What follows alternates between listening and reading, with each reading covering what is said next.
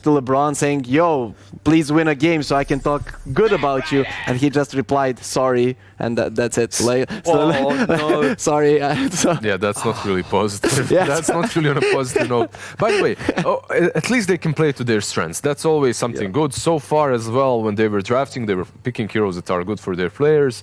They're kind of following the same road here. You have the Batrider, you have the Chen. Chen is something that they can play very well. Same goes for the Batrider. They haven't played it before on the side of Bait, not in this formation at least, but Skylark, ever since he was in Elysium, like the Greek stack, before even Adfinum, Batrider was something they played. I remember they would play these Shadow Demon Kunkka Invoker combos when position 4 Kunkka was popular. They would constantly make these rotations, Disruption into Torrent into Sunstrike. You know, just maybe Skylark and Spartan can bring some positiveness, you know, and some Greek influence, because if there's someone that can raise your morale, that's Spartan. Like, he's the one that's going to make your team at least be able to win from having that amount of energy that's necessary. Okay, that's definitely important, though. When you mentioned this Batrider, I kind of see it also maybe being in the support role or even in the mid lane. I would like to see it lane against the Timber, even against the Clinks.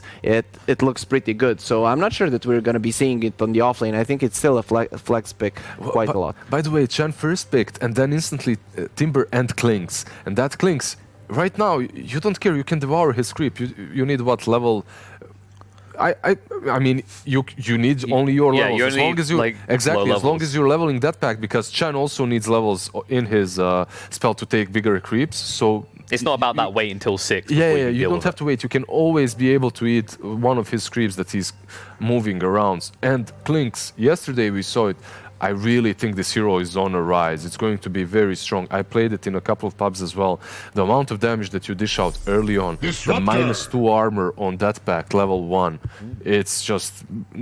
It's in a really good spot. It looks insane. To me it was insane even before the small buff that came in. We saw people playing it and then they just stopped. Now we are seeing it, like you said, on the rise, and I really think that when they find an optimal way to play this hero, that it's going to be even stronger. Like, just to incorporate it in a draft and actually know against which heroes it's strong at the moment. And it looks like HellRaisers, the way they're drafting right now is like, we're just going to run at you on the lanes and get control, because whenever we see Disruptor and looks good, it's when a team is ahead, right? Is there any reason in particular you think we haven't seen more Disruptor? I think we've seen maybe 8 games total so far, and it's won most of the ones it's been in. There are just some position 5s that are better, and people are opting to go for those. Disruptor also has been, let's say, figured out a little bit. There's too many teams played it. A couple of weeks back, if you remember, every other game was a Disruptor game. Yeah. One thing, though, that I really want to mention from HellRaisers is the fact that these 3 heroes aren't really good versus Bat. And now you have Shaker Bat that pretty much tells us that it will be that offlane Bat, most likely. And for HellRaisers to work against this, they need a core that's going to be strong versus him. So your PLs, your Slarks, something like that, but Clinks, then if that happens, is sent to the mid lane, right? That's where it will have to be played, because Clinks Disruptor versus Batrider Shaker sounds very dangerous. Like, even with the recent buffs to the Clinks, that lane is not what you want if you're HellRaisers. So they went with an Ember, and I feel like an Ember would be worse against the Batrider. I'm not sure. The point, like, I understand Liz's point, but also when you have 2 range heroes, in the first 2 levels, if you constantly harass the Batrider, it's actually hard for him to go in front, right? It's really bad if you start turning, you have a lot of stacks on you, and then the turn rate kicks in. But if you're hitting him and he's really low, and if he can't run into you, then it's hard. Sorry, just 1 second. They just picked Ancient Apparition. Is this a mid-dandy AA? I wouldn't be surprised. But do you really want to mid-A versus, let's say, if they put Clinks? Okay. I mean, I can see it. You're both fragile, right? Because you can harass down the Clinks fairly well with the Chill and Touch. It could be the off... But why would you offlane Chen versus a Clinks? the Dominator build is pretty much why everyone goes off-lane Shen. And you can't do that against the Clint. I mean, you can do it versus Klinks, but you're just giving him an opportunity for easy 200 gold. That's the case. It's basically you just delivering him his creep to devour. This is the idea behind it. Usually people think, all right, if I have this hero, I can't go Dominator. If I'm playing versus Doom or I'm playing versus Klinks or Enchanters, it doesn't necessarily always work that way because you bring that offensive material way too soon and they might steal your creep once or twice or eat it, but it won't really affect the way you want to play the game strategically. But it's out there. This base draft is definitely out there. For me, it looked even like a misclick at this point, going for AA. I mean, Bait's been known to do this, right? Like, just go for the more trippy alternatives, such as like Razor support and stuff they've done in the past. Are we worried that they're going to do that thing that we were complaining OGC done a lot in previous series, where they're so busy experimenting, they're not maybe finding something solid that works? Oh, I'm not sure. Like, I feel like you are afraid of this Timber. You let it go. The hero is just way too strong, and then you're like, okay, there is this one hero that actually works well against it. So just pick it. Dandy has been known to play it in mid, so it's not impossible. They can flex it. They ban the Broodmother. Pick the Lycan. Actually, to me, HellRaisers here, they pick a Nyx. It looks really strong against 4 of their heroes, but I guess they think that one of these is going to be They also pick Lycan into a Disruptor. If I'm a Disruptor, even though you're talking about wanting to be on the offense, right, as a Disruptor, I like that matchup versus Lycan, and we see many teams actually pick the Raptor because of the Lycan. He can never get away. It doesn't matter how speedy he is. When you have that glimpse into kinetic field, you just heap the wolf in his own little cage, right? And Does it feel like overall, actually, HellRaisers draft deals with Lycan well? Because you've got like a decent amount of lockdown. As you said, the Disruptor enables kills very easily. You have this one thing in which you're very fast, so you can get on top of the Klinks very easily. That's something. But I actually expected them to have this huge win condition as their last pick, and they ended this draft with a hero that puts them on a tempo that pretty much says we need to end the game when Lycan has BKB, Necro, perhaps AC, and that's it. Late game, it's going to be very difficult for them to win if HellRaisers just round their draft up with something solid here. To me, that's a solid approach, though. If you're Bait, you're like, okay, HellRaisers are at the moment a better team than us. They're playing better. So if the game is long, they're going to outplay us. Yeah, like you need to play better than them for 40 minutes. Here, you're like, okay, we have a draft. We can play better than them for the first 20 minutes. Laning phase, it's something you basically learn. Anyone can play it solidly well, and then we just snowball and see if they can actually deal with us. So I'm kind of fine with this approach, to be honest. I like how it's kind of basically to dumb that down. It's if we're Bait, let's just make sure we can play well for a short period of time. Let's not risk this going late. And it does give them a clear objective, but it looks like HellRaisers, they're leaning more into that late scenario. Pretty much the Snaga pick is a good combo for them, right? You have the Song plus the Disruptor ulti.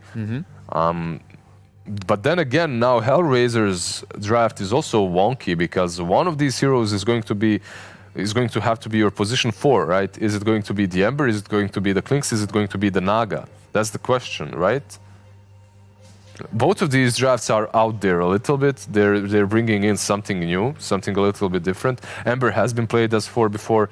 Same with the Naga. Klinks has been played on position 5. Yep. And we have seen Disruptors in the full role as well, rushing towards that Ags as quickly as they can. I guess they can lane the Naga versus the Bat, and then you play around your mirror images as well.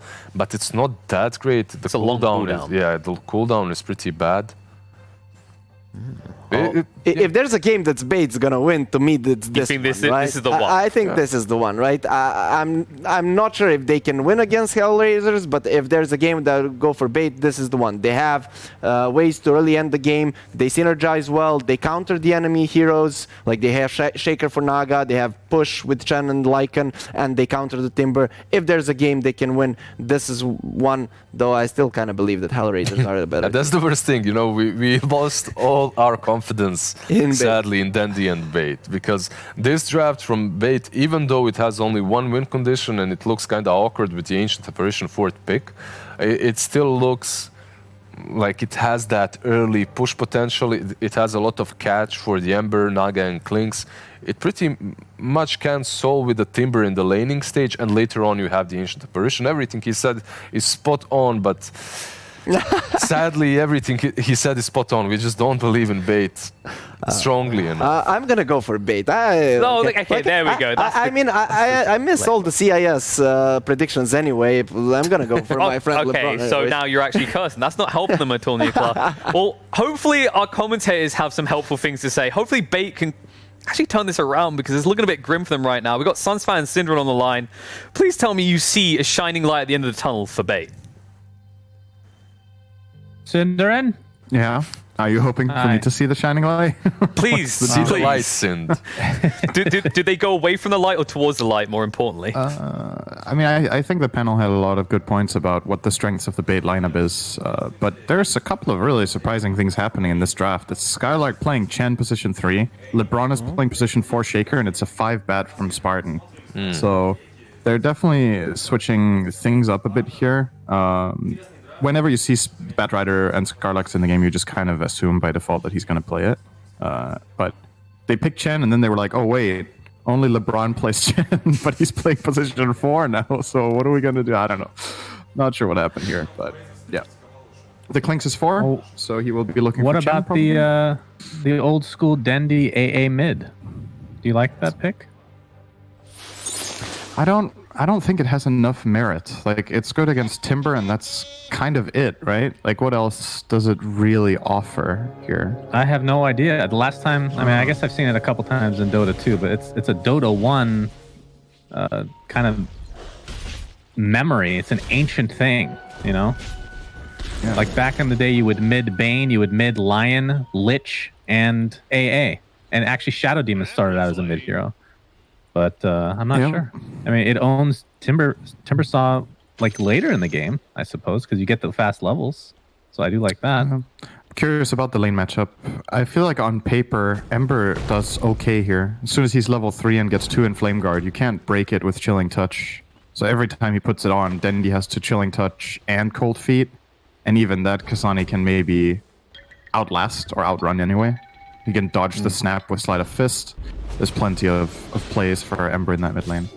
I think the lane to watch is top, to be honest. It's when you put Batrider support, you're looking for immediate value in the early laning stage, and Timber hates this matchup, so that's a good start. They put this Bat not against the Naga, and it kind of offsets the problem that Lycan has against Timber as well, because he's now protected, so to speak. Because this lane is usually horrible for Lycan. Playing against Timber is one of the worst matchups you can have. Which makes it even more interesting that they picked it into it, right? But they saw a plan there. Phonic did have 7 sticky napalms, but he's going to be fine just because of the fact that Disruptor Pushka, who's now eating up the sticky napalms himself. Very good support here, of course, to have in lane. Courier actually almost dies here. The Baboon from Batrider, but looks like it will limp away safely. So you think the first blood will occur in this lane? I think it will occur bottom, probably. It actually should have. I think LeBron's Fissure was good enough, but he failed the body block on Klinks. Chen needed like 2 more attacks, but he kind of let him through by mistake. So they could have got it bot. Yeah, it's probably the most likely lane for me. Unless, well, Spartan is actually dying. Yep, Kinetic Field holds him in, and Phonic is able to finish him off. I love this approach from Timbersaw in this lane. You know, when you're playing against Lycan, it's very tempting to get reactive armor, just so the wolves don't threaten you at all. But they've made the call that, well, if the wolves start attacking me, I'm just going to nuke them down with my 2 pure damage spells, right? And this gives them so much more kill potential in the Bat, where having armor against Bat doesn't actually really matter. What he kills you with is magic damage, so you can just max out these nukes and bully him out of the lane. And Spartan, he had 2 salves. He didn't get to use either of them. He just died from 2/3 HP. Yeah, and looking at the early CS, Timbersaw is off to a pretty good start. Pretty much a wash between him and Lycan, but on the other side, the Naga Siren is slightly ahead, so pushing out the lane. In fact, getting Skylark down to a very low amount, as Roger is trying to zone as much as possible, as the Earthshaker is ready to fissure.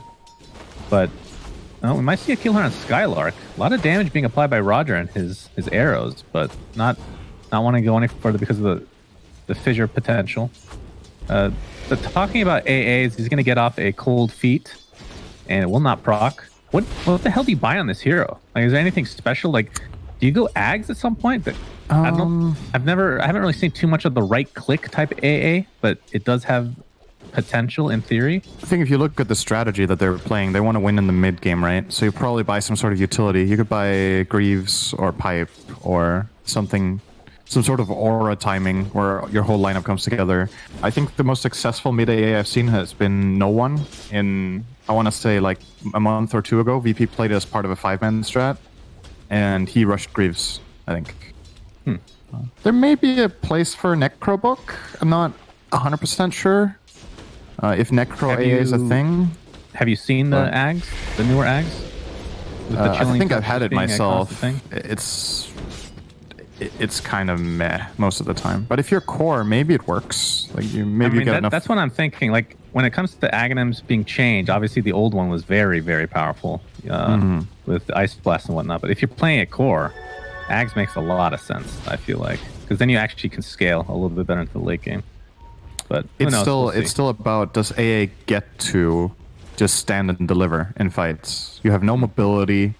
You have pretty weak base stats compared to a lot of other heroes. So like usually ranged carries in games, what they do is they have some sort, either they have a mobility spell of their own, or they buy Pike, right, or Force Staff or whatever or BKB, so that they can stand and deliver their damage. In this game, if you go Ags on AA, I think the Ember and Timber just jump on you and you die. You can't reset in any possible way. So that's my concern with going that route, is you're just susceptible. You'd need a few items before that at the very least, but I can hope Cinderin. It is a fun item in practice, actually. I don't know how good it is, though. like you said. Kaysani at half HP right now. 22 and 4 versus a 17 and 7. Who's getting chased? Yep. Spartan. Timber chain to the face. Gets a Fairy Fire off Pushka. Looks like he will find it with that last proc of Thunderstrike there. Or the new proc, in fact. It feels really bad when you're playing 5-bat and you lose your lane. Let me just say that. That's a rough one. It's one of the harder heroes to feel impactful on if the first 5 minutes don't go well on your support bat. Yeah. Definitely here you want to get off to a good start. I'm going to see an early TP here from Spartan. He's just refilling Dendy's bottle. Okay. I don't know if going Flame Break on level 3 is good here. But like his lane matchup is awkward. Usually 5-bat, what you really want is you want to carry in the lane that can fight with you. Okay, they're going to go Blast. Just going to blink away.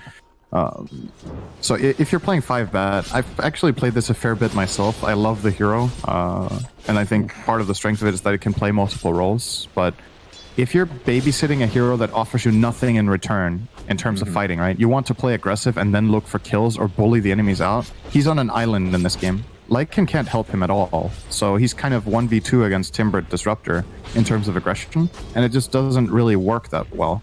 If you imagine his carry in the lane had like a stun or a slow, suddenly it's a totally different story where you can skill Flame Firefly and you can try to run people down and get kills. But yeah, Lycan's just, he's just there. And his wolves aren't even good because he's against Timber.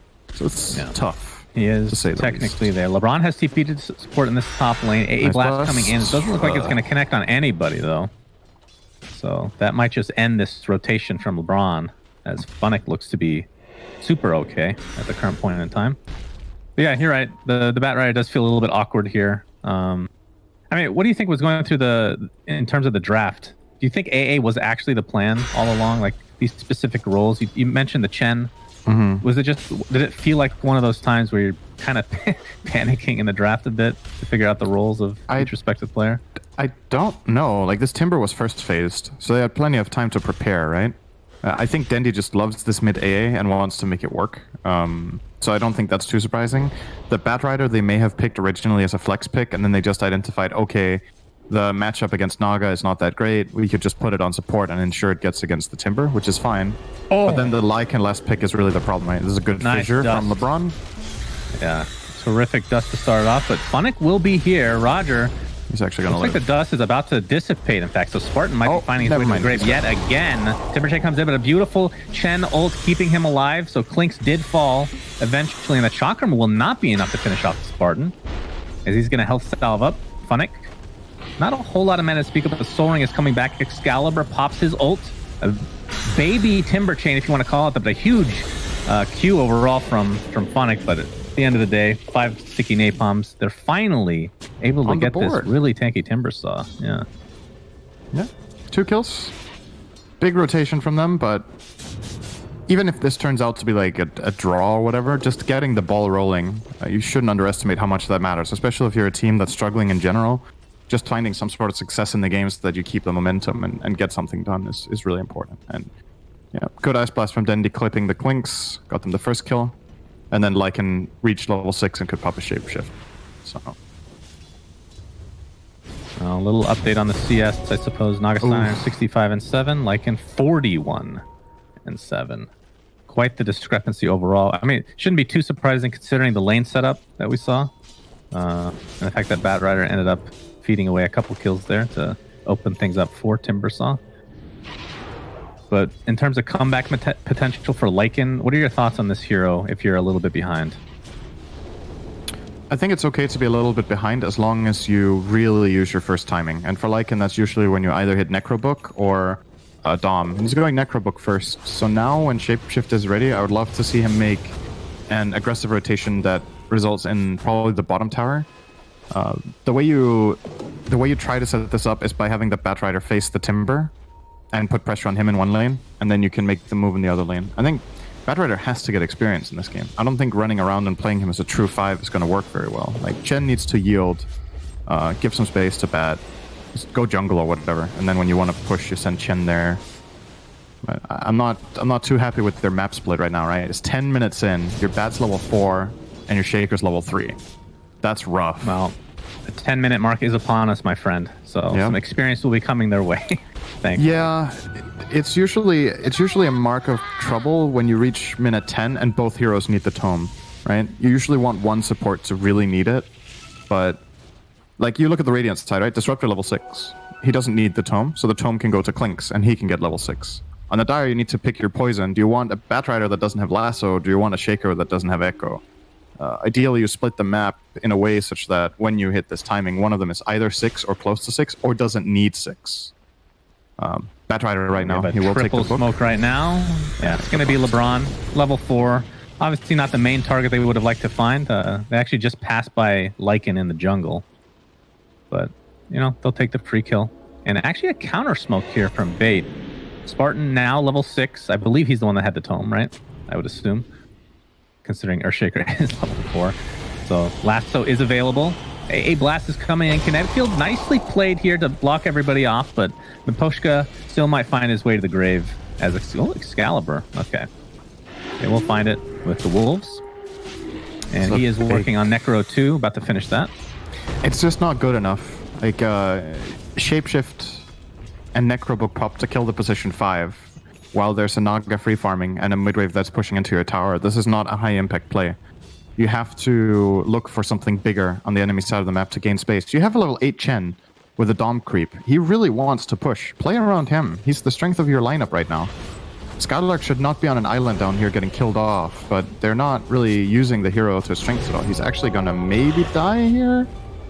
And that's a lot there's of... There's a Riptide finally. Yeah. Oh, there's 2. Good lord. Able to get it off. All right, Fissure blocking in the Naga Siren. Does have Song of the Siren, though. Oh, no, Ice Blast is going to miss. AA Blast actually gets canceled, essentially, as a result of this song, and he's going to TP out to safety. So lots of rotations, and they ended up not being able to get anything out of it other than a use of Song. Right.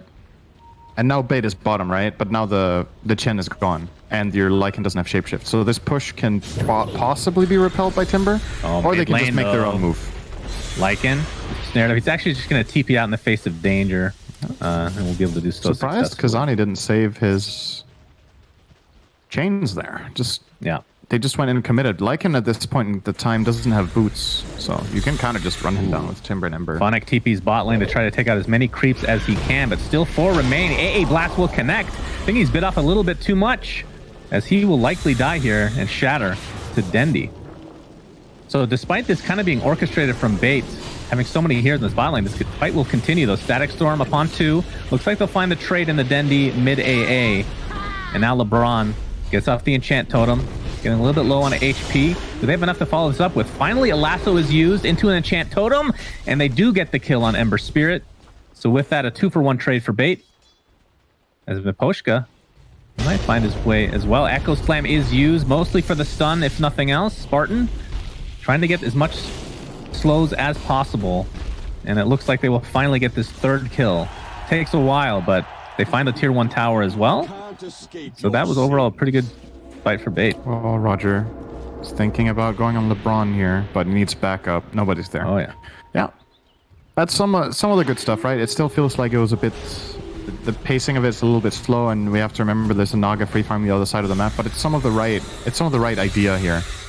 Just quickly punishing the Timber who goes up to defend alone. If you had him any backup there, that's a different story, but he tried to solo defend, they kill him off, they pile on the tower, and get it done. Yeah, it felt like Funnick was playing very cocky, as if he was unable to be killed at all. It's a good death if it defends his tower, but yeah, it didn't, so it wasn't very good. Well, not a good death. Yeah, Funnick has this tendency, I would say, when he plays this Timber in some of their games, that he feels a little bit too invincible at times. It's a common trait amongst Timber sub players, I feel. Oh, nice But job. sometimes you are invincible. Yeah. It's kind of hard to gauge that balance. That shouldn't surprise you too much that you're not invincible against AA minute 13, though. True. That's kind of... Yeah. Everybody AA knows that. is definitely a good hero. He does have Hood finished on Funnick. I believe he had that during his death. We'll be going for a Yule Scepter now. So no huge surprises in terms of itemization. Roger continuing to try to scout a little bit. Sentry will find him, but Dust on bad. yeah, no Dust to follow it up. Dust is on LeBron. Oh, Necro 3. Necro Book is out. He's going to eat it. Nicely done. LeBron still not in range for the Dust. We'll try to get a blind one. Good attempt, but a little ambitious. Oh, he's playing with them so bad. Yeah, That's like the 5 biggest heroes are space chasing ever. him. Right? Oh, he's going to break a Oh, smoke and now he's too. going to pop a smoke. Oh, my. That is so bad. It's like, And they're out of smoke. He knows. that's like an old Greek tragedy. You just... Oh, That's my a good way to goodness. describe it. I don't know who the hero is, but if it's anybody on bait, that's a tragedy. No matter who is in the story. Well, their whole team was there. So Oh yeah, my makes sense. god. It just hurts to watch, because you can tell how frustrated they must be in that moment, right? Like they're like, fuck, it didn't work. All right, we're gonna smoke and head out, and then he still breaks the smoke. I mean, is it just me? It feels like bait is kind of just running together a lot, and they're not playing the map as efficiently as they could be, especially with a Lycan on the team. Right, they they're were stuck running in these together too situations. much right here, and then earlier when they really wanted to go together with Lycan and Chen, they didn't do it. So there's like a bit of a disconnect. At least I don't agree with their like timing in this game, how they've played the strength of their heroes. I think they've missed it, and it's only going to get harder. Lasso will get Pushka. Pushka. Still pretty healthy. AA Blast will connect. He's going to attempt to TP out, and nope, Fissure is there. And down he goes. But it's a 1-for-1 as Dendi dies in the mid lane. My goodness, Anytime that's he a gets great caught, he's trade dead. for HellRaisers. Roger getting chased by the Lycan versus a support Clink, so not the worst loss in the world. It's a 2-for-1 in the end, but it was across multiple lanes. You got to get this mid tower now. You committed so much. If you can't get the tower here, it feels pretty bad. And I don't know if they can. Now Timber can frontline. AA is dead for another 10 seconds, so Funnick doesn't care about anything, and now they're going to run them down one by one. Skylark, oh, nice Fissure though, blocking them off, and that will actually save his life. Is that a Spirit Vessel? I do believe it is on the Ember Spirit. Yep. Being used to full effect. Echo Slam is going to keep Funnick in place, but they don't have a lot of damage to follow it up with other than Dendi's ult, which finally comes through. Song of Siren to follow. Funnick, don't think he's going to shatter as is. We'll get the Chakram in place onto 3 heroes. There's the heal from Chen, but this is going to be the death of 2 heroes on Bait's side. Funnick will trade. Nope, he will survive despite all these creeps attacking him. And that is a double kill for Nyx as 3 dead make it for Dendi. Just dying left, right, and center, and all they lose is a Disruptor, Cinderin. And that was after everyone else had already died. Yeah.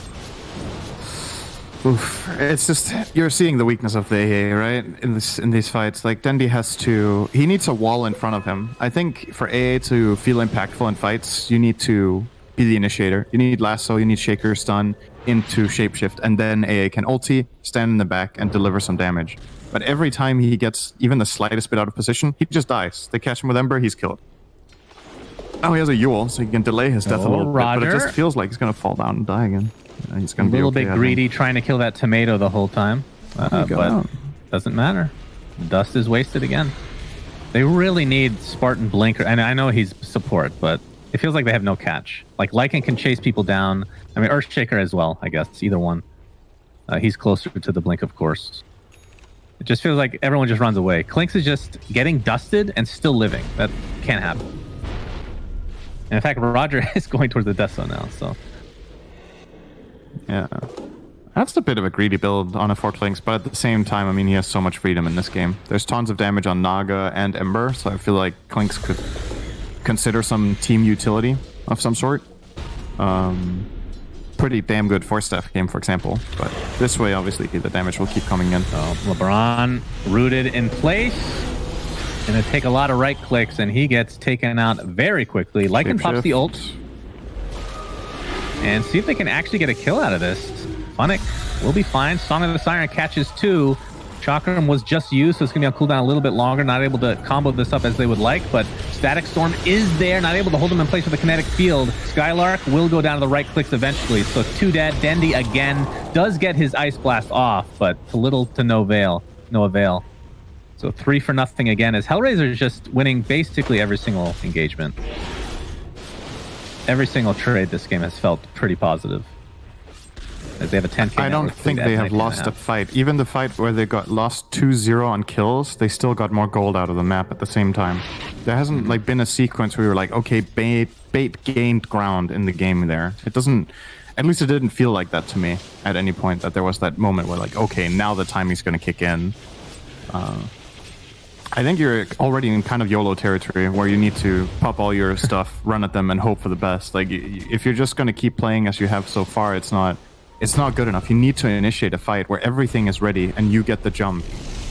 And if they'll find, obviously, ideally they do it while Naga is on the other side of the map, because Song of the Siren can always just interrupt their entire combo, right? Like you pop shapeshift, you run at them. If Naga has ult, she can just ult, and then your Lycan used everything. It's actually a really nice counterpick in that regard, because the duration is long enough that you can create enough of a gap to Lycan with the rest of your team that you can negate shapeshift. And Lycan without shapeshift is just weak. It's just not a very strong hero. I think pretty much every pickoff that Bait is able to get, like even that kill, it required, well, I don't know if it required it, but there were 4 heroes in the vicinity. So they're not spreading out at all, like you were talking about. Even in the lost fights for HellRaisers, they're getting more gold out of the map, just being more efficient in every single way right now. And very large part of this lineup, right? That's one of the huge weaknesses of mid AA. It doesn't have wave clear. Like it's not effective at putting pressure on the map. So that's why you don't traditionally see this hero in a core role. This is obviously a huge weakness for a core hero to not be able to push waves. On the other side, you have Naga, awesome at pushing waves, Timber, awesome at pushing waves, and Ember, awesome at pushing waves. So you're just constantly being pressured. And whenever you're getting shoved into this hard into all your lanes, making aggressive moves gets really difficult when you don't get any sort of control in any area of the map. That's why it was great to see them take this bottom tower, but they haven't really done anything with that area of the map since. They haven't revisited the bottom part and taken some sort of control somewhere. They're scouting things out here for his team. Funnick, cold feet applied. Should be good to go. Actually, does get cold feeted or footed or foot up, whatever you want to call it. It'll cause Batrider die, though. Doesn't even matter that it's applied, as here's the Static Storm on top of Lycan. Won't even be able to pop that ult, and Bait are just falling apart. Dendi glimpsed back into death. And yeah, this one's pretty stompy at this point. Chen looks to be next on the list, so it's going to be a 4 for nothing with pretty much no damage being applied to the side of HellRaisers. Echo Slam is there onto 2. That's the Blink Dagger reveal. Able to take out the Clinks. Ember will follow. So a nice turnaround here from Bait. It did require 2 buybacks, though. And that was about as good a salami as you're going to get, and it's still Still not enough. They still lost on that big time from having to buy back Dendi and the Bat. And yeah, you get these kills, but they also get return kills. I know I'm painting a really bleak picture for them, but man, like, the game is what it is, right? If there isn't much good stuff to talk about for them, we can't really, like, we can't pretend or make up amazing stuff that isn't happening. If you're playing a timing lineup like this, you need to play more aggressively than they have. You have to take chances. You have to play to win, not play to be in the game, right? I think it's something the panel has talked about in previous series with Bait. I actually think it was more or less that exact wording, that Bait is just, they're not playing to win, they're playing to not lose or something. Something like that. It doesn't, unless you have a strategy that specifically thrives in that environment, you're gonna lose more or less every game anyway by slow playing. If you pick tempo lineups and you slow play, like, what are you playing for? What's the goal of the game? And for me, the biggest letdown in this game is that they really didn't use their Chen. Is my 2 cents. Like, I just didn't feel it at all. You imagine a team like OG when they had 33 as the stand-in on this Chen. You know what they're gonna do when he has the helm of the Dominator. They're gonna pile up somewhere and they're gonna put on that pressure. And he's just stranded for like 5 minutes in the bot lane with nobody aiding him and doing anything aggressive. So, and for HellRaisers, they're just, they're playing the map. They're farming all 3 lanes. They're finding lots of good fights with their Disruptor and Timber, and Ember, of course. And they have the late game secured with this super farmed Naga Siren. Yeah, she has the Diffusal, Manta, and Scotty, which I finally get to see Scotty with the negative regeneration, which won't really matter. I guess it will with Chen ult, potentially. If you right click. How long does it last, the Scotty? Is it 3 seconds? Oh, that's a good question. Yes, 3 seconds. Yeah, so you have to attack pretty fast to get multiple heroes with that. But Funnick, he's going to be found by Skylark, or is it the other way around? I'm not sure. He has an entire zoo with him, including a disgusting tomato. But on the other side, we have a lasso upon Disruptor. That's a nice start here for Bait in this fight. I'm going to surround Roger as well, so it's a 2-for-0 to start it. The buyback onto the Disruptor as AA getting focused down, gets off his blast, but the Song of the Siren saves him temporarily. Static Storm is attempt to set something out. Yeah, Static Storm into Kinetic Field onto 2, as the Timber Cell will likely try to finish off Dendi. Batrider is going to be the first to fall in this Kinetic Field, and looks like the chase is on Dendi himself. This was, I mean, it's not technically a dieback, but he did recently buy back, so on the deck for a very long time, as now Skylark will find its way to the fountain as well. So a 4-for-1, if you include the buybacks, 4-for-2. And I do believe with that Aegis, they can just high ground. Probably just, I mean, it feels like HellRaisers is just going about their motions, right? They're not rushing anything. They're just taking what is given to them, which in this game is pretty much everything. There's nothing wrong with playing a stable game and not getting too crazy.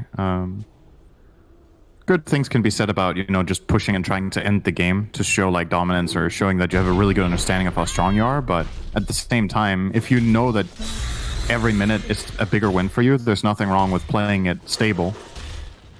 So yeah, I would be happy with either. If they want to play a little bit more map control, take the 2 outer towers and just shut them down, that's also fine. Like, all the cooldowns will be ready for the Dire again, so it's not like a no-brain, just push high ground, they don't have any spells kind of thing. Shapeshift is coming off, Bat Lasso is coming off, only Channel is missing. So. Very true. Yule Scepter, Kinetic Field, Spartan is likely dead. Just needs a little bit of follow-up here. Actually pops his Firefly, but dies nonetheless.